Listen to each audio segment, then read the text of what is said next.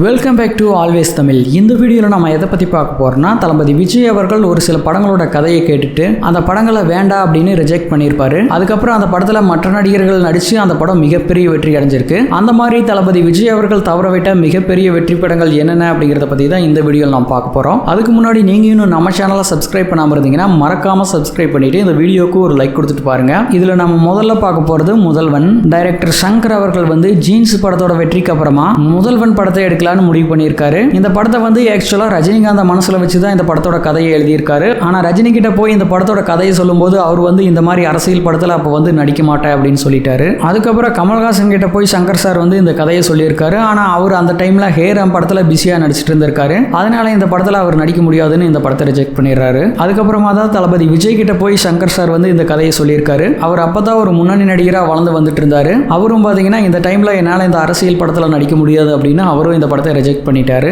So இவங்க மூணு பேருமே ரிஜெக்ட் பண்ணதுக்கு அப்புறமா தான் அர்ஜுன் கிட்ட போய் சங்கர் சார் இந்த படத்தோட கதையை சொல்லியிருக்காரு. சங்கர் ஏற்கனவே அர்ஜுனை வச்சு ஜென்டில்மேன் படத்தை எடுத்திருந்தாரு. அந்த படம் மிகப்பெரிய வெற்றி அடைஞ்சிருந்தது. அதனால அர்ஜுனை வச்சு முதல்வன் படத்தை எடுக்க பிளான் பண்ணியிருக்காரு. அர்ஜுனும் இந்த படத்துல நடிக்க சம்மதிச்சிருக்காரு. அதுக்கப்புறம் யாருமே எதிர்பார்க்காத அளவுக்கு இந்த முதல்வன் படம் ஒரு மிகப்பெரிய வெற்றியும் அடைஞ்சது. அதே மாதிரி ஹீரோயினா முதல்ல மீனாவை தான் நடிக்க வைக்கலாம்னு சங்கர் சார் பார்த்திருக்காரு. ஆனா அந்த டைம்ல மீனா ரிதம் படத்துல அர்ஜுனுக்கு ஜோடியா நடிச்சிருந்தாங்க. அதனால இந்த படத்துலயும் அவங்களையே ஜோடியா நடிக்க வைக்க சங்கர் சார் விரும்பல. சோ முதல்வன் படத்தை இன்னைக்கு வரைக்குமே ரசிகர்கள் கொண்டாடிட்டு தான் இருக்காங்க. சோ இந்த மாதிரி ஒரு சூப்பரான படத்தை தளபதி விஜய் அவர்கள் தவற விட்டுட்டாரு. அவர் இந்த படத்தில் நடிச்சிருந்தா இன்னும் இந்த படம் வேற லெவல்ல தான் ஹிட் ஆயிருக்கும்னு நினைக்கிறேன். ஆனா முதல்வன் படத்தை விஜய் ரிஜெக்ட் பண்ணாலும் சங்கர் சார் கூட சேர்ந்து நண்பன் படத்துல 2011 நடிச்சிருந்தாரு. அந்த படமும் சூப்பர் ஹிட் ஆயிருக்கு. 2001 ஆண்டுல ஏஆர் முருகதாஸ் டைரக்ஷன்ல அஜித் நடிச்சு மிகப்பெரிய வெற்றி அடைஞ்ச படம் தான் தீனா. இதுதான் டைரக்டர் ஏஆர் முருகதாஸ்க்கு முதல் படம். அதுக்கு முன்னாடி பாத்தீங்கன்னா அவர் எஸ்.ஜே. சூர்யா கிட்ட அசிஸ்டன்ட் டைரக்டரா இருந்திருக்காரு.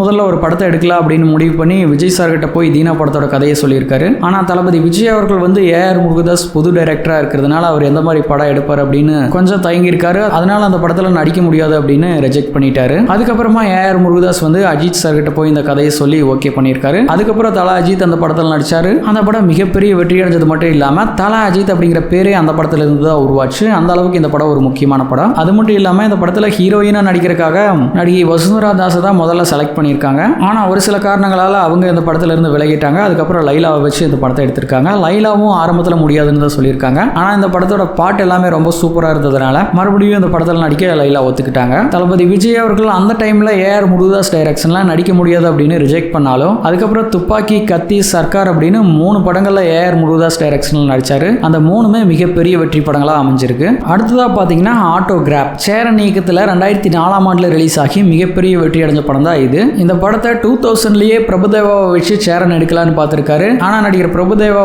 இந்த படத்துல இருந்து விலகிட்டாரு. அதுக்கப்புறம் 2002ல விக்ரம் கிட்ட போய் இந்த கதையை சொல்லியிருக்காரு, அவரை வச்சு இந்த படத்தை எடுக்கலான்ட்டு. ஆனா அவர் அப்பதான் ஜெமினி படத்தில் நடிச்சு அந்த படம் மிகப்பெரிய வெற்றி அடைஞ்சிருந்தது. ஸோ அந்த மாதிரி ஒரு ஆக்ஷன் படத்தில் நடிச்சுட்டு இந்த மாதிரி படத்தில் எப்படி நடிக்கிறதுன்னு அவரும் இந்த படத்தை ரிஜெக்ட் பண்ணிட்டாரு. அதுக்கப்புறம் சேரன் தளபதி விஜய் கிட்ட இந்த படத்தோட கதையை சொல்லியிருக்காரு. தளபதி விஜயும் இந்த படத்தில் நடிக்கிறதுக்காக இன்ட்ரெஸ்ட் காட்டியிருக்காரு. ஆனா அவர் மற்ற படங்கள் நடிச்சிட்டு இருந்ததுனால இந்த படத்தில் நடிக்க அவருக்கு டேட் இல்லாமல் போயிடுச்சு. ஸோ அதனால இந்த படத்தை அவரும் ரிஜெக்ட் பண்ணிடுறாரு. அதுக்கப்புறம் நடிகர் அரவிந்த் சாமியை வச்சாவது இந்த படத்தை எடுக்கலாம் அப்படின்னு சேரன் பார்த்திருக்காரு. அதுவும் முடியாம போகுது. ஏன்னா அரவிந்த் சாமி அப்போ எந்த படத்துலையுமே நடிக்காம இருந்தாரு கொஞ்ச நாள். ஸோ இந்த மாதிரி எல்லாருமே ரிஜெக்ட் பண்ணதுக்கு அப்புறமா கடைசியில் சேரன் தானே இந்த படத்தில் நடிச்சு நடிகராகலான்னு முடிவு பண்ணிட்டாரு. ஸோ அப்படி அவர் நடிச்ச படம் தான் யாருமே எதிர்பார்க்காத அளவுக்கு மிகப்பெரிய அளவில் வெற்றி அடைஞ்சது. பட்டி தொட்டி எங்கும் வேற லெவலில் ஹிட் ஆச்சு. சேரன் அப்படின்னு சொன்னாலே ஆட்டோகிராப் படம் தான் எல்லாருக்குமே ஞாபகம் வரும். அந்த அளவுக்கு இந்த படம் மிகப்பெரிய வெற்றி அடைஞ்சிருக்கு. அது மட்டும் இல்லாம 3 நேஷனல் அவார்ட்ஸும் இந்த படத்துக்கு கிடைச்சிருக்கு. அடுத்ததா பாத்தீங்கன்னா கௌதம் வாசுதேவ் மேனன் விஜய் வச்சு யோகன் அதிகாரம் 1 அப்படின்னு ஒரு படத்தை எடுக்கலான்னு முடிவு பண்ணியிருக்காரு. இந்த படத்தில் நடிக்க விஜயும் ஒத்துக்கிட்டாரு. இந்த படத்தோட ஃபர்ஸ்ட் லுக்கும் வெளிவிட்டிருக்காங்க. இந்த படத்தோட கதை என்ன அப்படின்னு பாத்தீங்கன்னா, ஹீரோ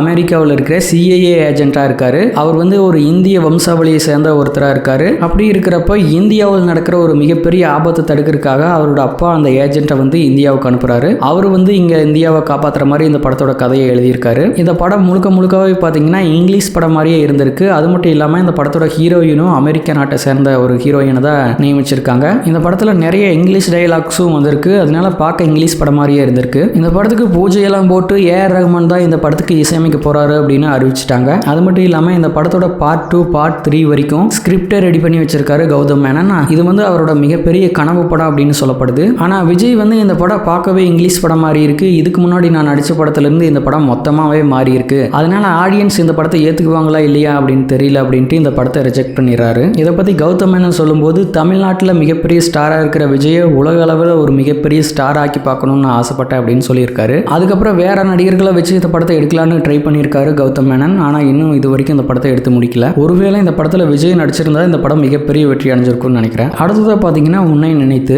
2002 விக்ரமன் டைரக்ஷன்ல சூர்யா, லைலா ஆகியோர் நடிப்புல ரிலீஸ் ஆகி சூப்பர் ஹிட் ஆன படம் தான் இது. இந்த படத்தோட கதையை விக்ரமன் விஜய்க்காக தான் எழுதியிருக்காரு. இதுக்கு முன்னாடியே விஜய் வச்சு பூவே உனக்காக அப்படின்னு ஒரு படம் பண்ணியிருந்தாரு. அந்த படம் மிகப்பெரிய வெற்றி அடைஞ்சது மட்டும் இல்லாம விஜயோட கரியர்லயே ஒரு மிகப்பெரிய திருப்பு முனையாகவும் அமைஞ்சது. அந்த அளவுக்கு இந்த படம் ஒரு முக்கியமான படம். அது மட்டும் இல்லாம சூரிய வம்சம், வானத்தை போல அப்படின்னு நிறைய வெற்றி படங்களை விக்ரமன் எடுத்திருக்காரு. ஸோ அப்படிப்பட்ட விக்ரமன் விஜய் வச்சு உன்னை நினைத்து அப்படின்னு அந்த படத்தை பண்றதுக்காக அவர்கிட்ட போய் சொல்லியிருக்காரு. விஜயும் ஓகே சொல்லி 2 நாள் ஷூட்டிங்கும் போயிருக்காரு. அதுக்கப்புறம் ஒரு சில காரணங்களால அவர் இந்த படத்துல இருந்து விலகிட்டாரு. அதுக்கப்புறமா விக்ரமன் பிரசாந்தை வச்சு எடுக்கலான்னு கொஞ்ச நாள் ட்ரை பண்ணியிருக்காரு. அதுவும் முடியாம போகுது. அதுக்கப்புறமா தான் நடிகர் சூர்யாவை வச்சு உன்னை நினைத்து படத்தை விக்ரமன் எடுத்து முடிச்சாரு. இந்த படம் ஒரு மிகப்பெரிய சூப்பர் ஹிட் ஆனது மட்டும் இல்லாம சூர்யாவோட கரியர்ல மிகப்பெரிய ஒரு திருப்பு முனையாகவும் அமைஞ்சிருக்கு. அடுத்ததா பாத்தீங்கன்னா பிரியாணி. வெங்கட் பிரபு டைரக்ஷன்ல கார்த்தி நடிச்சு 2013 ரிலீஸ் ஆன படம் தான் இது. இந்த படத்தோட கதையை ஆரம்பத்தில் வெங்கட் பிரபு விஜய்க்காக தான் எழுதியிருக்காரு. ஆனால் விஜய் அந்த டைமில் மாசான மசாலா படங்கள்லாம் நடிச்சிட்டு இருந்தாரு. ஆனால் இந்த படத்தை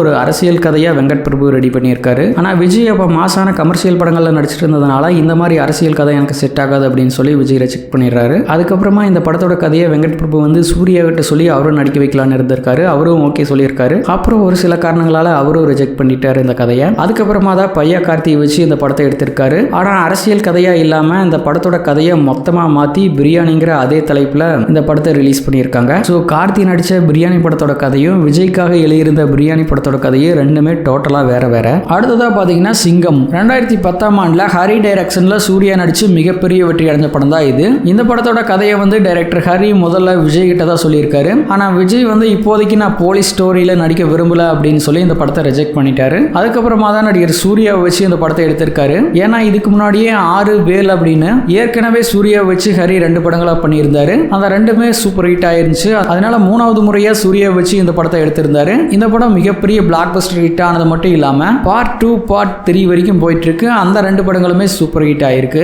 இதை விட இதுல முக்கியமான ஒரு விஷயம் என்னன்னா, விஜய் வேண்டான்னு ரிஜெக்ட் பண்ண இந்த சிங்கம் படமும் விஜய் நடிச்ச சுறா படமும் ஒன்னா ரிலீஸ் ஆச்சு. இதுல சுறா சரியா ஓடல, மிகப்பெரிய ஃபிளாப் ஆயிருச்சு. ஆனா விஜய் வேண்டான்னு ரிஜெக்ட் பண்ண இந்த சிங்கம் படம் தான் மிகப்பெரிய பிளாக் பஸ்டர் ஹிட் ஆச்சு. அடுத்ததா பாத்தீங்கன்னா புலி. இது நீங்க நினைக்கிற மாதிரி 2015 வெளியான புலி இல்ல. 2005 எஸ்ஜே சூர்யா விஜய் வச்சு புலி அப்படின்னு ஒரு படத்தை எடுக்க ட்ரை பண்ணியிருக்காரு. ஏன்னா அதுக்கு முன்னாடி விஜய் வச்சு குஷி அப்படின்னு ஒரு படம் பண்ணாரு. அந்த படம் மிகப்பெரிய வெற்றி கிடைச்சது. அதனால இந்த கதையும் விஜய்க்காகவே ரெடி பண்ணி கொண்டு போயிருக்காரு. அது மட்டும் இல்லாம இந்த கதை எஸ்ஜே சூர்யாவோட கனவு படம் அப்படின்னு சொல்லப்படுது. ஆனா அந்த டைம்ல பாத்தீங்கன்னா விஜய் ஒரு சில ஃபார்முலா படங்கள்லையும் கமர்ஷியல் படங்கள்லையும் நடிச்சு ஒரு மிகப்பெரிய உச்ச நடிகரா வளர்ந்துட்டு இருந்தாரு. ஆனா இந்த படத்தோட கதை பாத்தீங்கன்னா போலீஸ் ஸ்டோரியா இருந்தது. அதனால இந்த போலீஸ் ஸ்டோரி அந்த டைம்ல என்னோட இமேஜுக்கு செட் ஆகாது அப்படின்னு சொல்லி அவர் இந்த படத்தோட கதையை ரிஜெக்ட் பண்ணிட்டாரு. அதுக்கப்புறம் எஸ்ஏ சூர்யா மலையாள நடிகர் சுரேஷ் கோபியை வச்சு இந்த படத்தை எடுக்க ட்ரை பண்ணாரு. அதுவும் முடியாம போகுது. அதுக்கப்புறம் தெலுங்கு நடிகர் பவன் கல்யாணை வச்சு இந்த படத்தை எஸ்ஏ சூர்யா எடுத்திருந்தாரு. 2010 இந்த படம் ரிலீஸ் ஆயிருச்சு. ஆரம்பத்தில் இந்த படத்துல ஹன்சியா மோதுவானி தான் ஹீரோயினா நடிக்கிறாங்க. ஆனா அவருக்கு பதிலா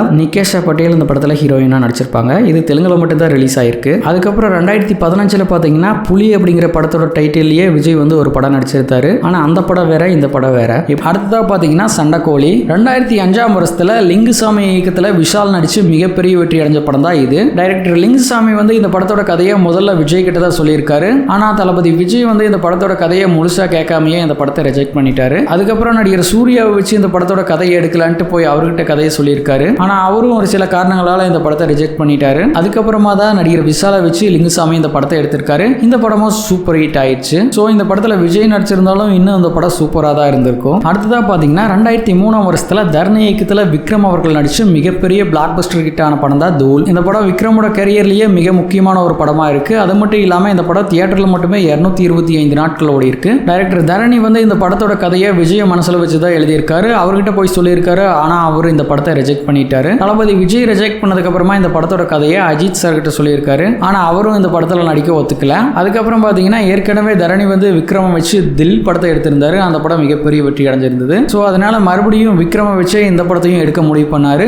அப்படி விக்ரம் நடிச்ச இந்த படம் வேற லெவல்ல ஹிட் ஆயிருக்கு. ஸோ விஜய் அஜித் வேண்டான்னு ரிஜெக்ட் பண்ண படம் விக்ரமோட கரியர்லயே மிக முக்கியமான ஒரு படமா மாறி இருக்கு. ஆனா தூள் படத்தை விஜய் ரிஜெக்ட் பண்ணியிருந்தாலும் தரணி டைரக்டர் டைரக்ஷன்ல அடுத்த வருஷமே கில்லி படத்தில் நடிச்சிருந்தாரு. அந்த படம் விஜயோட கரியர்ல மிக முக்கியமான ஒரு படமா அமைஞ்சது. அந்த அளவுக்கு அந்த படம் மிகப்பெரிய வெற்றி அடைஞ்சிருக்கு. அது நம்ம எல்லாருக்குமே தெரியும். அடுத்ததா பாத்தீங்கன்னா பொன்னியின் செல்வன் மணிரத்னம் டைரக்ஷன்ல 2022 ரிலீஸ் ஆகி மிகப்பெரிய வெற்றி அடைஞ்ச படம் தான் இது. இந்த படத்தோட கதையை முதல்ல விஜய்க்காக தான் மணிரத்னம் எழுதியிருக்காரு. அதாவது இந்த படத்துல வர வந்தியத்தேவன் கேரக்டர்ல வந்து விஜய் நடிக்க வைக்கலான்னு பார்த்திருக்காரு. அதே மாதிரி அருண்மொழிவர்மனா மகேஷ் பாபுவை நடிக்க வைக்கலான்னு மணிரத்னம் ட்ரை பண்ணியிருக்காரு. ஆனா இவங்க 2 பேருமே இதுக்கு ஒத்துக்கல. அதுக்கப்புறம் விக்ரம், சிம்பு, ஜெயம் ரவி இவங்களை வச்சு இந்த படத்தை எடுக்க ட்ரை பண்ணியிருக்காரு. சிம்புவும் இந்த படத்துல இருந்து விலகிட்டாரு. அதுக்கப்புறமா தான் கார்த்தியை வச்சு வந்தியத்தேவன் கேரக்டரை இந்த படத்தை எடுத்திருக்காரு. இருந்தாலும் இந்த படம் 500 கோடிக்கு மேல வசூல் பண்ணி மிகப்பெரிய வெற்றி அடைஞ்சிருக்கு. ஒருவேளை விஜயும் மகேஷ் பாபுவும் இந்த படத்தில் நடிச்சிருந்தாங்கன்னா 1000 கோடி இந்த படம் கலெக்ஷன் பண்ணாலும் பண்ணியிருக்கும்னு நான் நினைக்கிறேன். ஏன்னா விஜய் இங்க எப்படி மிகப்பெரிய ஸ்டாரா இருக்காரோ அதே மாதிரி மகேஷ் பாபுவும் ஆந்திராவில் ஒரு மிகப்பெரிய ஸ்டாரா இருக்காரு. ஸோ அதனால 2லையுமே கலெக்ஷன் பயங்கரமா ஆயிருக்கும். அடுத்ததா பாத்தீங்கன்னா ரன் 2002 மாதவன், மீரா ஜாஸ்மின் ஆகியோர் நடிப்பில் வெளியாகி மிகப்பெரிய வெற்றி அடைஞ்ச படம் தான் இது. இந்த படத்தோட டைரக்டர் லிங்குசாமி வந்து இந்த கதையை முதல்ல தளபதி விஜய் கிட்ட தான் சொல்லியிருக்காரு.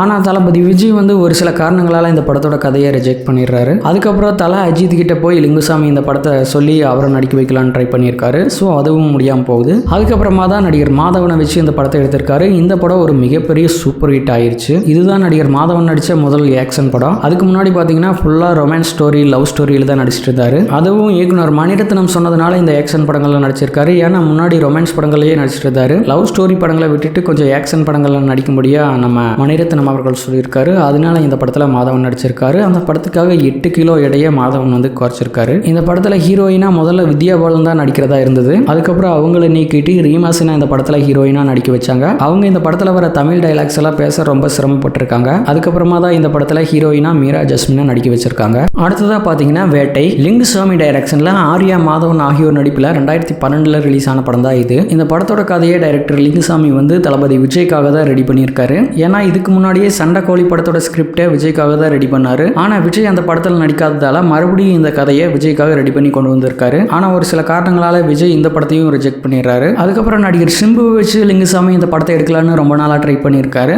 அவரும் ஒத்துக்கிட்டு நடிக்க விருந்திருக்காரு. ஆனா அதுக்கப்புறம் ஒரு சில காரணங்களால அவரும் நடிக்க முடியாம போயிருது. அதுக்கப்புறமா தான் ஆர்யாவை வச்சு லிங்குசாமி இந்த படத்தை எடுத்து முடிச்சிருக்காரு. இந்த படம் ஓரளவுக்கு நல்லா ஓடி இருக்கு. இருந்தாலும் விஜய் நடிச்சிருந்தா இந்த படம் மிகப்பெரிய சூப்பர் ஹிட் ஆயிருக்குன்னு தான் நினைக்கிறேன். நேரடியாக மோதிய விஜய் அஜித் படங்கள், நேரடியாக மோதிய ரஜினி கமல் படங்கள், எம்ஜிஆர் சிவாஜி படங்கள், சிம்பு தனுஷ் படங்கள் அப்படின்னு எல்லா நடிகர்களுக்கும் என்னென்ன படங்கள் ஒரே நாள் ரிலீஸ் ஆச்சு அப்படிங்கிறத பற்றி நான் நிறைய வீடியோஸ் போட்டிருக்கேன். அது எல்லாமே நம்ம சேனலில் இருக்கு, மறக்காம பாருங்க. மேலும் இது போன்ற பல வீடியோக்களை பார்க்க மறக்காம நம்ம சேனலை சப்ஸ்கிரைப் பண்ணிக்கோங்க. இந்த வீடியோ பிடிச்சிருந்தா லைக் பண்ணுங்க, ஷேர் பண்ணுங்க. நன்றி, தேங்க்யூ. அடுத்த வீடியோவில் பார்க்கலாம்.